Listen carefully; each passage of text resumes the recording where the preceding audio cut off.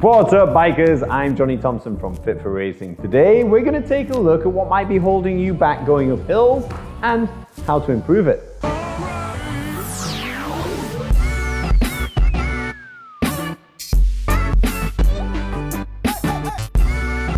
Unless you're doing an uplift or you have an e-bike, the majority of your time generally is going uphill. So why not identify what areas really hold you back, or combination of areas, so that then you can improve on that and overall be better at riding up hills, have more energy to come down, all the fun stuff.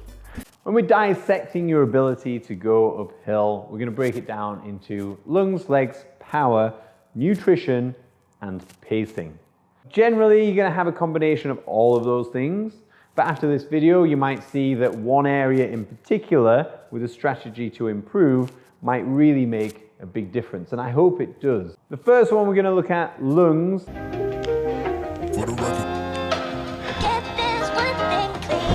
It's basically your aerobic capacity, your ability to take in and utilize oxygen. And you'll know that this is the thing holding you back if, when you're keeping up with your friends or you're holding a pace, you literally can't get enough oxygen in, you can't breathe enough to be able to sustain it. You might even have to stop, slow down definitely, but even stop your bike, get off, take some breaths to be able to go again. To increase your aerobic capacity, the go-to way is zone 2 training. Sustained, submaximal efforts in what we call zone 2. If you don't know what zone 2 is, definitely Google that. It's basically a low intensity, steady state cardio effort. You can do this on the bike or on an indoor turbo trainer, or even running if you're a good runner and you can keep that heart rate and effort low. But it does take consistency. You can't just do a zone 2 effort for 5 hours once a fortnight and expect to make change. It'd be much better to do 1 hour 3 or 4 times a week, and then you'll definitely see an improvement more quickly. But aside from zone 2, you can also look at shorter intervals, not super short, but some high intensity interval training in specific zones. So up to zone 4. So this is a higher heart rate, a higher power, but a much less time.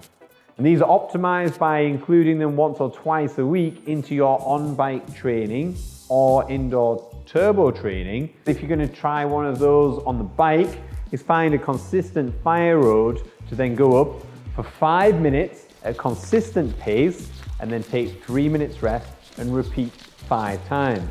But you might not actually know what that effort is, whether it's zone 2, 3, or 4. So there are ways around identifying. My favorite is an indoor trainer on the Wahoo system where you can do a 4DP test, which is a 4-dimensional power test, which will identify areas of weakness. But by identifying power zones, you can then train on the indoor trainer in those power zones specifically without peaking too much, thus increasing your recovery time with no real benefit, or not quite getting there and not getting all of the adaptation that'll help you. You can use a heart rate monitor that links up to, say, a Wahoo head unit, and just keep an eye there at your heart rate, keeping in the identified zones and optimizing the efforts that you're putting in for the best results. And that strategy also actually increases our next identified area of weakness, legs.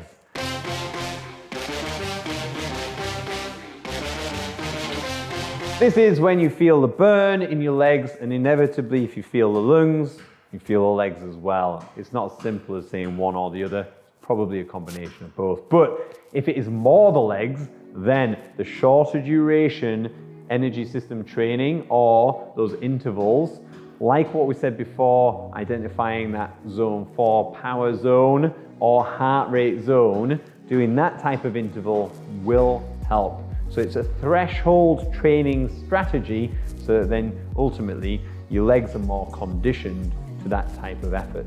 On the bike, on the turbo trainer, or if you're in the gym in a strength and conditioning environment, your absolute strength increase in the early stages, so squats and deadlifts, at low reps, heavy weight, that absolute strength will transition into, when we do lighter weight, for more reps, muscular endurance, and ultimately all the way up to body weight for lots of reps that will then help you sustain that or stave off that lactic burn on those inclines. And that then transitions into a shorter power effort.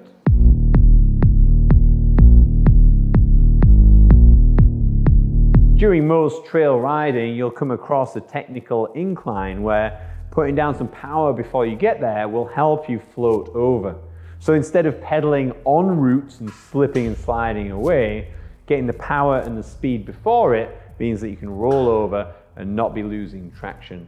So like we said, the absolute strength work on squats, deadlifts, it's a neuromuscular change. So it's not necessarily a change in the muscle physiology, but your connection to your brain and your ability to send signal to it.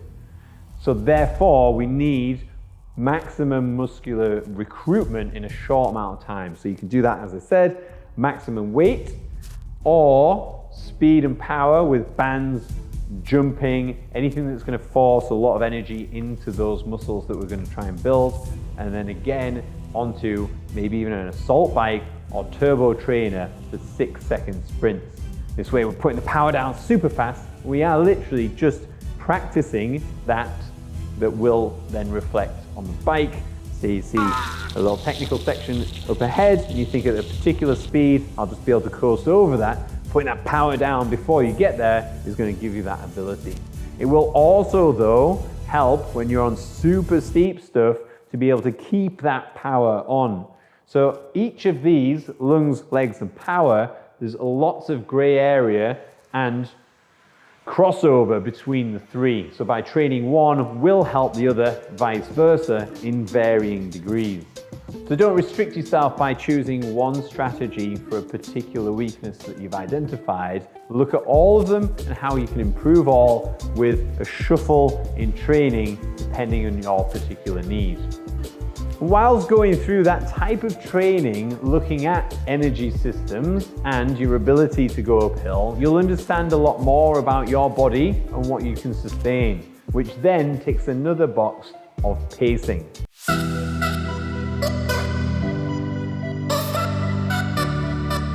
You know, you can go out with a group of 20 riders and you're at the back and you're ultimately going to be hanging, absolutely hanging, trying to keep up with them. You can't control what they're doing, but you can control your efforts. Say it's a 20-minute ascent. There's no point in keeping up with those guys faster than you for 5 minutes and then having to stop and ultimately extending that whole 20-minute time. Instead, have a word with yourself and your ego, hold a pace that you can sustain so that then you get to the top as quick as you can as an individual, uninfluenced by what's going on around you. And a way to do that beyond just the feel is what I like, a heart rate monitor.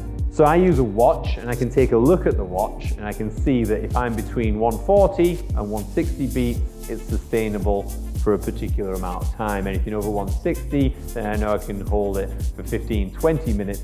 But then if I'm on an all-day ride, that's going to impact on the rest of the ride. So I keep it around 140, 145, and I can do an ascent all day long.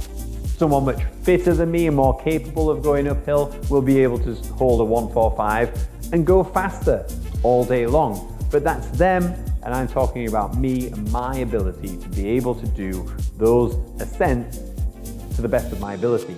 So be vigilant on what you can do, understand the pacing for your ability, and stick to that so that you get the best out of the ride. And finally, nutrition.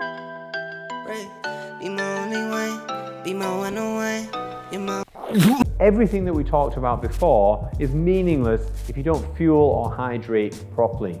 If you're dehydrated, you're going to lose lots of power, you're going to feel weaker, you're not going to enjoy yourself. And same when it comes to carbohydrates and fueling for the day. On longer days, fats and proteins are really important as well. Fueling strategies differ between people. What they like, gels. I don't particularly like gels because they don't sit well on my tummy. But whatever works for you, just make sure that you have a nutrition strategy And I say strategy, it doesn't have to be noted down what you're going to have when, but just make sure that you have enough fuel with you in various forms that you know work well for you and not anyone else. In summary, all of those areas are worth looking at and understanding. If you're new to mountain biking, then there's going to be a lot of to-ing and fro-ing between different areas until you feel the right nutrition, pacing, lungs, power, legs, and all of that. But ultimately, even if you're very experienced, it's still spinning plates. So you're always going to have a weaker area that you identify and work towards. If you're a seasonal athlete, that might change in the off season to in season. If you're a general mountain biker, you might want to spin all the plates at the same time to continually increase your ability in the right direction. Either way, take a look at Fit for Racing programs, so visit fitforracing.com, where we can look after all of that for you, specifically for mountain biking. There's lots of information in there, but ultimately we give you strength and conditioning workouts, plus supplementary work that you can do to improve not just going up hills, but your ability to be the best mountain biker you can be. And that's that for this video. I hope you enjoyed it. I'll see you next time. Peace.